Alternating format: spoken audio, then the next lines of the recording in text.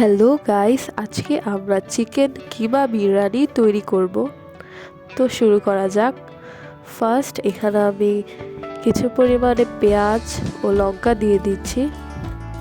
গরম তেলে লঙ্কা ও পেঁয়াজগুলো ভেজে নেব।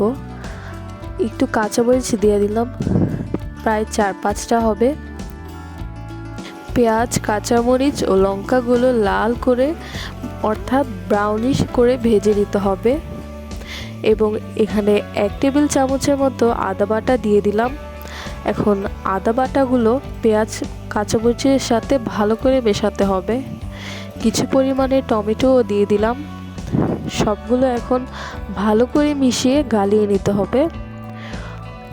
তার উপর দিয়ে 2 চামচের মতো গোলমরিচ দিয়ে দিলাম।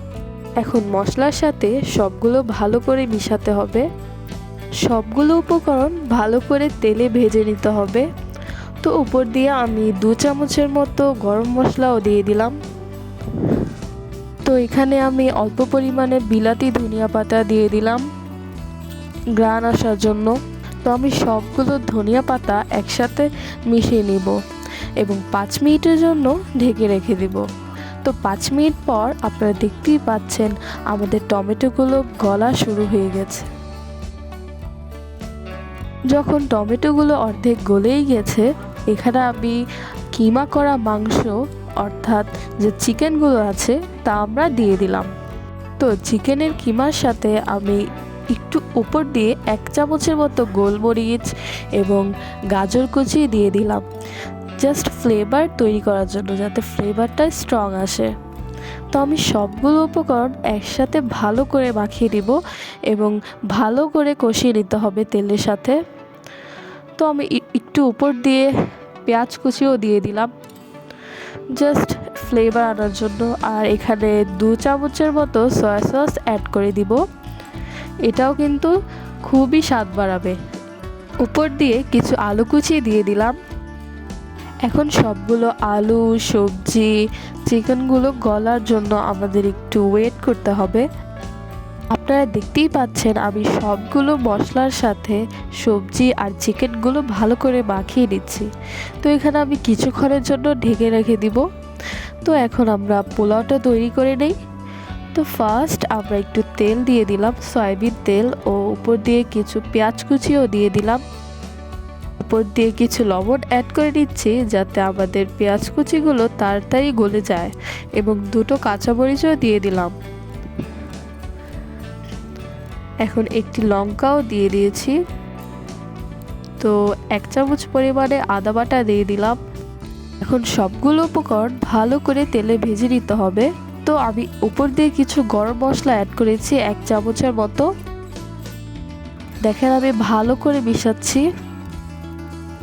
তো এখানে আমি প্রায় আধা কেজি পোলাওর চাল মিশিয়ে নিলাম। তো সবগুলো উপকরণের সাথে পোলাওর চালগুলো ভালো করে মাখিয়ে নিব। দেখতেই পাচ্ছেন আমি ভালো করে মাখিয়ে নিয়েছি। তো এখানে আমি 4 গ্লাসের পরিমাণে পানি অ্যাড করে নিলাম, যাতে আমাদের পোলাওর চালগুলো ভালো করে সিদ্ধ হয়ে যায়। তো এখানে আমি 4 গ্লাসের মতো পানি দিয়ে দিয়েছি আধা কেজি পোলাওর চালের মধ্যে। পোলাওর চালগুলো সিদ্ধ হওয়ার জন্য আমাদের কিছুক্ষণ ওয়েট করতে হবে। তো আমি ঢেকে রেখে দিলাম যাতে প্রপারলি সিদ্ধ হয়ে যায়।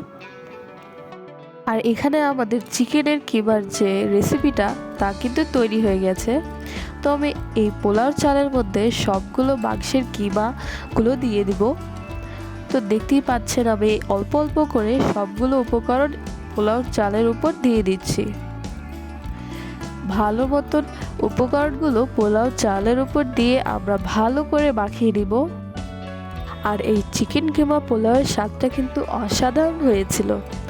আপনারা চাইলে খুবই কম খরচে ঘরে রাখা উপকরণ দিয়ে এই চিকেন কিমার পোলাওটা তৈরি করে নিতে পারেন।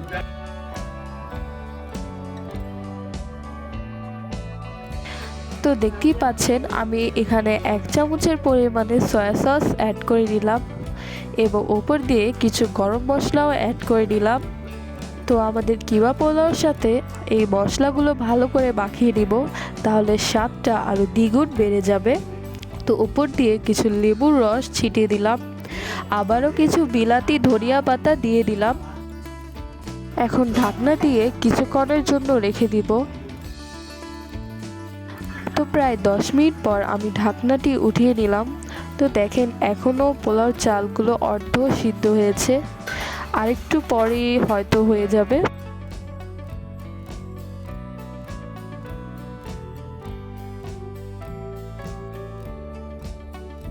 তো আমাদের অসাধারণ কিমা পোলাওর যে রেসিপিটি তা কিন্তু তৈরি হয়ে গেল। আপনারা দেখতেই পাচ্ছেন আমাদের পোলাওটা প্রপারলি তৈরি হয়ে গেছে।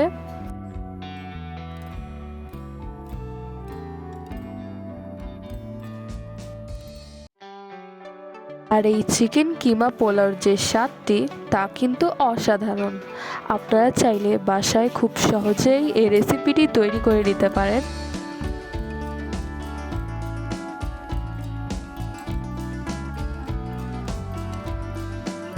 রেসিপিটি ভালো লাগলে লাইক, শেয়ার এবং সাবস্ক্রাইব করে দিবেন আমার চ্যানেলটিকে।